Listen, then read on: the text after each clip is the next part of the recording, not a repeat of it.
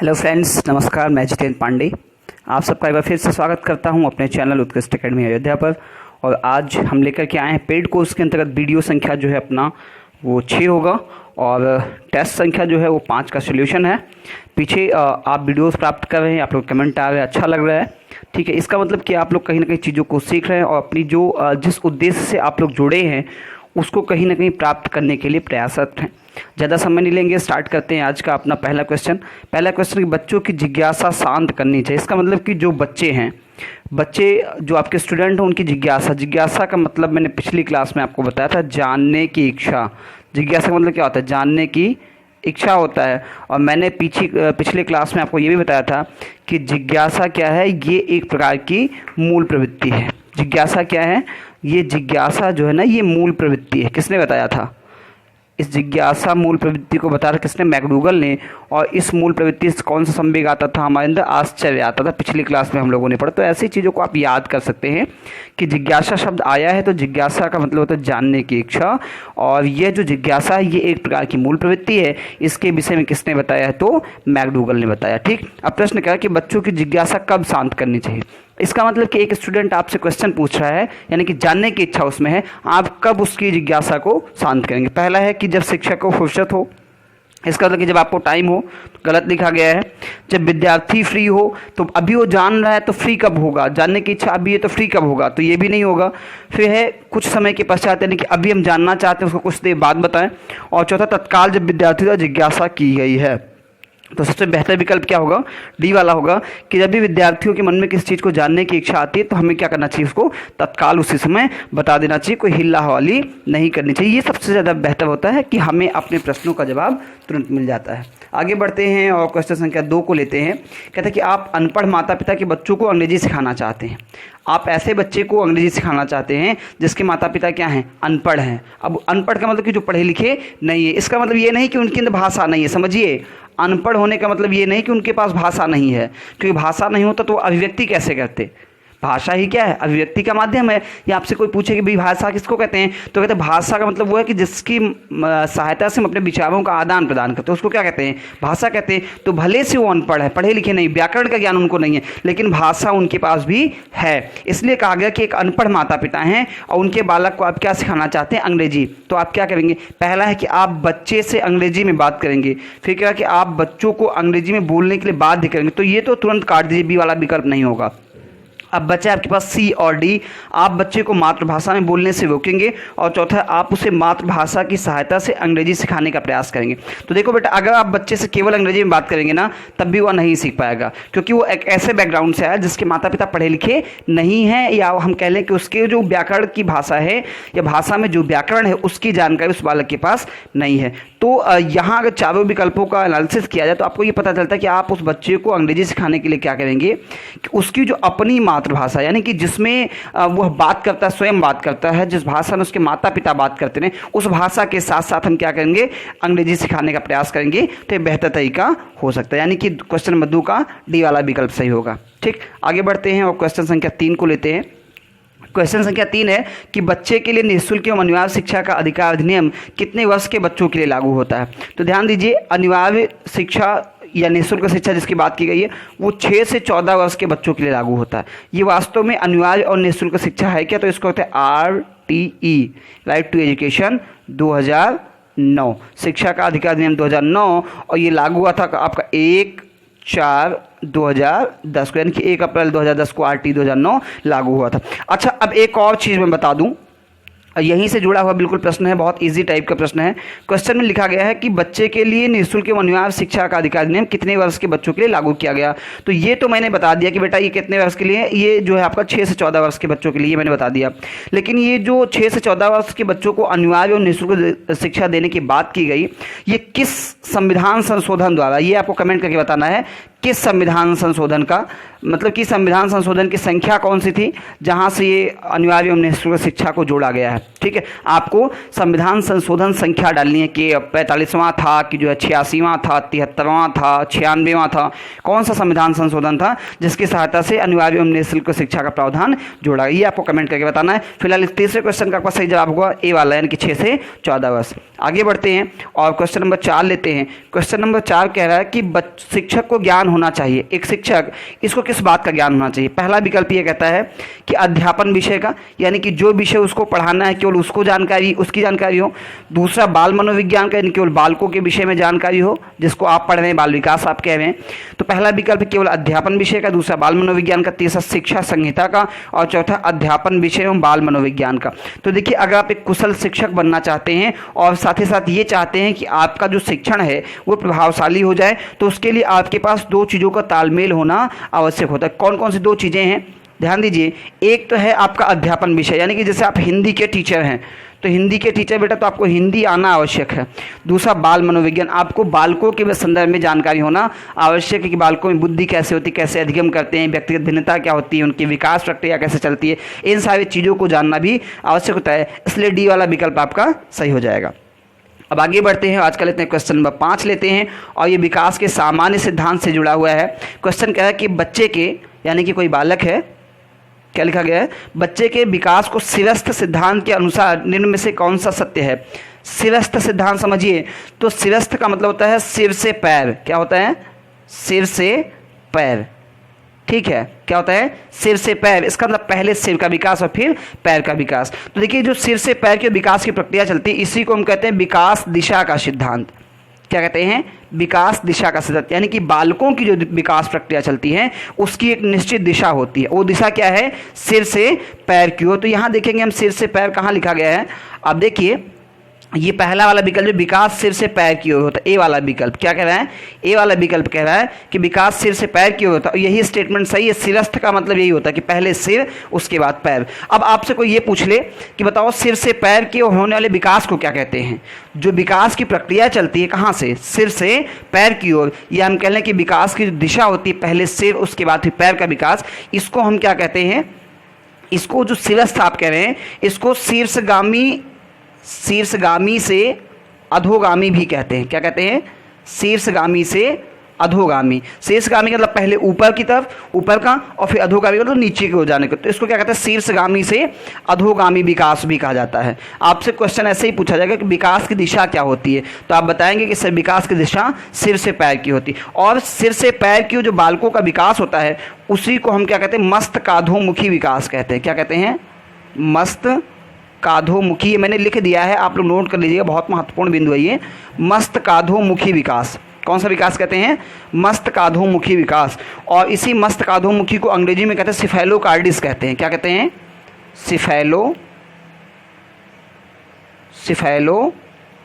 अगर इसकी बेहतर व्याख्या आप समझना चाहते हैं तो इसके लिए यूट्यूब चैनल का जो सीटेट के लिए जो वीडियोस दी गई हैं उसमें ये वीडियो है विकास के सामान्य सिद्धांत के नाम से, वहाँ से आप पढ़ सकते हैं कि बालकों के जो विकास की दिशा होती है वो सिर से पैर की होती है, और सिर से पैर की ओर होने वाले विकास को हम लोग मस्तकाधोमुखी विकास कहते हैं, या अंग्रेजी में इसको सिफेलोकार्डिस कहते हैं। अब यहाँ से जुड़ा हुआ आपको एक क्वेश्चन देते हैं, आपको बताना है कि बालकों में जो विकास का क्रम होता है, बालकों का जो विकास क्रम होता है, क्या होता है? बालकों का विकास जो क्रम होता है वह विकास का क्रम है क्या? यही आपको बताना है कि विकास का क्रम क्या होता है। जैसे हमने कहा विकास की दिशा सिर से पैर की ओर, ऐसे ही विकास का क्रम भी होता है। तो वो आपको बताना है कि बालकों का विकास का क्रम कैसे होता है। ठीक, अब आगे बढ़ते हैं और क्वेश्चन नंबर 6 को लेते हैं। तो क्वेश्चन नंबर 6 की जहाँ तक बात की जाए तो गार्डनर ने 7 बुद्धि का अभिमान निर्धारित किया, उसमें से कौन सा नहीं है? तो समझिए कि जो जिनकी हार्वर्ड गार्डनर की बात की जा रही है, जिन हार्वर्ड गार्डनर महोदय की बात की जा रही है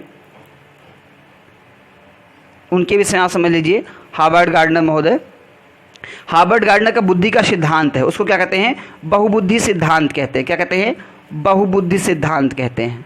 मल्टी टाइप्स ऑफ इंटेलिजेंस कहते हैं, या मल्टी डायमेंशनल इंटेलिजेंस के अंतर्गत उसको रखा जाता है। बहुबुद्धि सिद्धांत कहते हैं, या इसी को क्या कहते हैं? बहुप्रकारीय बुद्धि भी कहते हैं। क्या कहते हैं? बहुप्रकारीय बुद्धि। आपसे क्वेश्चन पूछा जाएगा सीटेट में कि बहुप्रकारीय बुद्धि के सिद्धांत के प्रतिपादक कौन है। तो कौन प्रतिपादक है? Harvard gardener. तो गार्डनर महोदय ने मुख्यतः 7 प्रकार की बुद्धि बताई थी। उन 7 प्रकार की बुद्धि में से कौन सा सम्मिलित नहीं था? तो देखिए, स्थान संबंधी बुद्धि थी, ये अंतर्वैयक्तिक बुद्धि थी, भावात्मक बुद्धि थी। अब इसमें जो भावनात्मक ये जो है भावनात्मक बुद्धि, ये गार्डनर के बहुबुद्धि सिद्धांत में सम्मिलित नहीं है। ठीक है, गार्डनर के बहुबुद्धि सिद्धांत में भावनात्मक बुद्धि सम्मिलित नहीं है। ये किसके सिद्धांत में? ये गोलमैन के सिद्धांत में है। किसके सिद्धांत में? गोलमैन के सिद्धांत में है। भावनात्मक बुद्धि सिद्धांत ये गोलमैन में है। अब आपके एक क्वेश्चन दे रहा हूँ, आप लोग कर पाएंगे यानी कमेंट बॉक्स में बताएंगे तो बेहतर, अन्यथा कल की वीडियो में बताएंगे। आपको कुल मिलाकर बताना कि 7 प्रकार की जो गार्डनर ने बुद्धि बताई वह 7 प्रकार की बुद्धि कौन सी है, क्रमशः आपको यहाँ कमेंट बॉक्स में लिखना है। फिलहाल इस वाले क्वेश्चन का सही जवाब होगा भावनात्मक बुद्धि, यानी कि भावनात्मक बुद्धि गार्डनर से जुड़ी हुई नहीं है। ठीक है, अब आगे बढ़ते हैं और क्वेश्चन नंबर लेते हैं 7 को। क्वेश्चन नंबर 7 जो है, घटना और वस्तुओं के बारे में एक बच्चा तार्किक रूप से सोचता है, पियाजे के चरणों के संबंध में सही कथन है। तो देखिए, पियाजे के विषय में हम लोग लगातार चर्चा कर रहे हैं। पियाजे का मतलब जीन पियाजे, जिनका संज्ञानात्मक विकास का सिद्धांत है, या हम कह लें बौद्धिक विकास का सिद्धांत। 4 स्पष्ट अवस्थाओं का वर्णन भी किया है। आपको ध्यान दें, घटना और वस्तु। अब आप ध्यान दीजिए, वस्तु हमने किस अवस्था में बताया था? तो पियाजे के जो संज्ञानात्मक विकास की 4 अवस्थाएं हैं, उसमें से वस्तुओं के संदर्भ में हमने बताया तीसरी अवस्था में। कौन सी अवस्था में? मूर्त संक्रियात्मक अवस्था, या जिसको यहाँ लिखा है मूर्त संचालन प्रक्रिया। समय है इसका 7 से 11 वर्ष। क्या है? 7 से 11 वर्ष। और यह अवस्था संज्ञानात्मक विकास की तीसरी अवस्था है। इसी अवस्था में बालक घटनाओं और वस्तुओं के संदर्भ में तार्किक रूप से सोचता है। तो यह सही जवाब कौन सा हो जाएगा आपका? सही जवाब हो जाएगा आपका सी वाला, मूर्त संचालन प्रक्रिया। ठीक, आगे बढ़ते हैं और क्वेश्चन नंबर 8 को लेते हैं। क्वेश्चन नंबर 8 कह रहा है कि सहयोगात्मक रणनीति की किस श्रेणी में महिलाएं निम्न में से संबंधित नहीं होती। तो पहले आप ये समझ लीजिए कि सहयोगात्मक रणनीति होती क्या है। सहयोगात्मक रणनीति का मतलब होता है कि जहां सहयोग करने की रणनीति बनाई जाए। तो इतने रणनीति में ये जो सहयोगात्मक रणनीति है, इसके किस स्टेप में महिलाएं नहीं होती हैं? तो स्वीकार्यता का मतलब कि स्वीकार करने में महिलाएं होती हैं। प्रतिरोध करने का मतलब कि बाधा पहुंचाना, ठीक है, या रुकावट डालना, इसमें भी महिलाएं होती हैं। अगला है क्रांति और अनुकूलन। तो अनुकूलन का मतलब होता है कि उसके साथ सामंजस्य स्थापित कर लेना, ठीक है, कि उनको कोई कठिनाई ना हो। तो यहाँ देखा जाए तो इन तीनों में महिलाएं होती हैं। स्वीकार्यता में होती हैं, प्रतिरोध में होती हैं और अनुकूलन में होती हैं। अगर सहयोगात्मक रणनीति के अंतर्गत महिलाएं किसी हिस्से पर सम्मिलित नहीं होती हैं तो वो क्या है? वो क्रांति वाला हिस्सा, यानी कि सही विकल्प क्या हो जाएगा? आपका सी वाला हो जाएगा। क्रांति में महिलाएं सम्मिलित नहीं होती हैं, बाकी अन्य चीज़ों में वो सम्मिलित होती हैं। ठीक, आगे बढ़ते हैं, क्वेश्चन नंबर 9 को लेते हैं। क्वेश्चन नंबर 9 कह रहा है कि व्यक्तिगत भिन्नता के मिलन के संबंध में एक अध्यापक की भूमिका क्या होनी चाहिए। व्यक्तिगत भिन्नता का मतलब है इंडिविजुअल डिफरेंसेस, जिसको आप व्यक्तिगत भिन्नता भी कहते हैं। आपसे कोई पूछे कि ये बताओ कि व्यक्तिगत भिन्नता जो है किसे कहते हैं, तो व्यक्तिगत भिन्नता का मतलब एक बालक का दूसरे बालक से अलग होना ही क्या कहलाता है? व्यक्तिगत भिन्नता कहलाता है। व्यक्तिगत भिन्नता का स्तर यह होता है कि यदि एक ही समय एक माँ से 2 जुड़वा संतानों का जन्म होता है, तब भी उन दोनों में क्या पाई जाएगी? व्यक्तिगत भिन्नता। व्यक्ति का मतलब क्या? इंसान। गत का मतलब निहित, अंदर या छिपा हुआ, और भिन्नता का मतलब अलग होना, यानी कि प्रत्येक व्यक्ति जो है वो एक दूसरे से क्या है? अलग है। कभी कभी क्वेश्चन पूछ लेता है कि व्यक्तिगत भिन्नता कितने प्रकार की होती है। तो व्यक्तिगत भिन्नता जैसे हम कह लें कि शारीरिक होती है, मानसिक होती है व्यक्तिगत भिन्नता, जिसका हम लोग मापन कर लेते हैं। ये शैक्षिक आधार पर व्यक्तिगत भिन्नता पाई जाती है। ये व्यक्तित्व के आधार पर व्यक्तिगत भिन्नता पाई जाती है। तो व्यक्तिगत भिन्नता के कई सारे प्रकार होते हैं और मैं आगे एक टॉपिक लेकर के आऊँगा जहाँ व्यक्तिगत भिन्नता को बेहतर हम लोग चर्चा करेंगे। ठीक है, तो यहाँ क्वेश्चन पूछा कि व्यक्तिगत भिन्नता के मिलन के संदर्भ में एक शिक्षक की भूमिका क्या होनी चाहिए। तो पहला है कि व्यक्ति के दृष्टिकोण, अभिरुचि और योग्यता को जानने का प्रयास। दूसरा है व्यक्ति आधारित पाठ्यक्रमों को उनकी आवश्यकता के अनुरूप समझने की कोशिश। और सी है दोनों।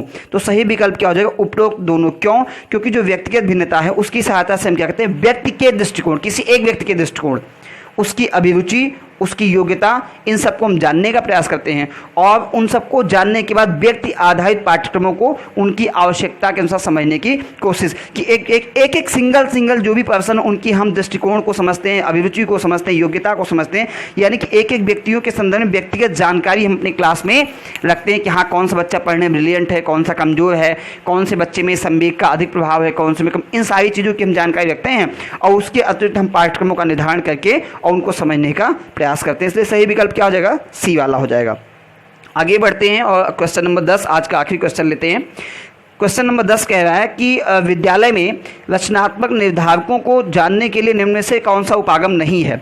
रचनात्मक निर्धारक पहले जान लीजिए। रचनात्मक का मतलब होता है कुछ नया बनाना। क्या होता है? नया बनाना या नया निर्माण करना। कह रहे हैं कि अगर आप ये जानना चाहते हैं कि किसी बालक के अंदर रचनात्मक गुण है कि नहीं, कुछ नया बनाने की क्षमता है कि नहीं, कुछ वो नया कर सकता है कि नहीं कर सकता, तो इसके लिए निम्न में से 4 जो विकल्प दिए गए हैं आप किसको अप्लाई करें। पहला है वार्तालाप कौशल, दूसरा बहुविकल्पीय, तीसरा परियोजना कार्य और चौथा मौखिक प्रश्न। तो वार्तालाप का मतलब जैसे मान लीजिए कि आप और हम कई सारे लोग बैठे हैं और कहते हैं आतंकवाद पे हम लोग चर्चा करेंगे। वार्तालाप का मतलब बातचीत करना। ठीक, वार्तालाप का मतलब क्या? बातचीत करना। टॉपिक क्या दिया गया आपको? टेररिज्म दिया गया। तो टेररिज्म जब टॉपिक दिया गया तो जितने लोग वार्तालाप करेंगे वो सब अपना अपना व्यू रखेंगे, है ना, कि कोई बताएगा कि हाँ ये आतंकवाद क्यों उत्पन्न हुआ, इसकी समस्या कितनी विकट है, इसका निराकरण कैसे किया जाता है या किया जा सकता है। इन सभी संदर्भों में कहीं ना कहीं हम क्या करेंगे? अपने अपने विचार रखेंगे। तो एक तो वह वार्तालाप हो जाएगा।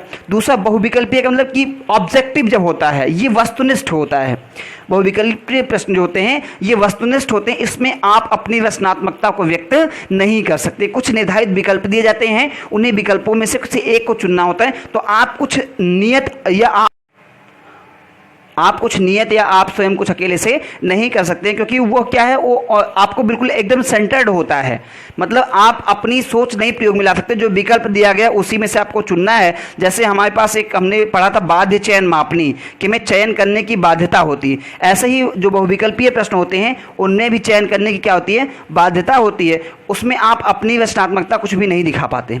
लेकिन जब बात की जाए परियोजना कार्य की, जिसको आप प्रोजेक्ट वर्क बोलते हैं, कि हाँ आपको दे दिया गया कि जाइए अध्ययन करके लाइए कि जो प्राथमिक स्तर के और परिषदीय विद्यालय हैं और जो निजी क्षेत्र के विद्यालय हैं, इन दोनों में शिक्षा की गुणवत्ता का अंतर क्या है, तो ये आप जाकर के इस पर कार्य करेंगे। तो कहीं ना कहीं इससे आपकी रचनात्मकता पता चलती है। और तीसरा मौखिक प्रश्न। अगर मौखिक प्रश्न आपसे पूछा जाए कि हाँ बताइए आप भारत का इतिहास पे कोई टिप्पणी लिखिए, आप बताइए भारत के इतिहास के विषय में आप बताइए, तो मौखिक रूप से जो भी जानकारी आपके पास होगी वो आप बताएंगे। तो कहीं ना कहीं वार्तालाप कौशल से आपकी रचनात्मकता का पता चलता है, परियोजना कार्य से आपकी रचनात्मकता का पता चलता है और मौखिक प्रश्न से भी आपकी रचनात्मकता का पता चलता है। लेकिन यहाँ जो प्रश्न पूछा गया है कि निर्धारक नहीं है, नहीं वाला पूछा गया, तो क्या हो जाएगा? बहुविकल्पीय प्रश्न। बहुविकल्पीय प्रश्न कभी भी आपकी रचनात्मकता को प्रदर्शित नहीं करते हैं, क्योंकि वो जो उत्तर बताते हैं वो निर्धारित विकल्पों में से कोई एक आपको चुन लेना होता है। इसलिए ये क्या होते हैं? ये वस्तुनिष्ठ होते हैं। क्या होते हैं? ये वस्तुनिष्ठ होते हैं, ये कभी रचनात्मक नहीं होते हैं। तो ये थे आज के 10 क्वेश्चन और उनका सॉल्यूशन। उम्मीद करते हैं कि आप लोग बेहतर समझ रहे होंगे। अगर आपको किसी प्रकार की कोई कठिनाई है तो मैं लगातार आप लोगों को बता रहा हूँ कि संस्थान के जो नंबर है 74588, मैं फिर से लिख दे रहा हूँ 74588 24 123 पर व्हाट्सएप करके आप अपनी समस्या बता सकते हैं और हर संभव प्रयास किया जाएगा कि आपकी समस्या का समाधान भी किया जाए।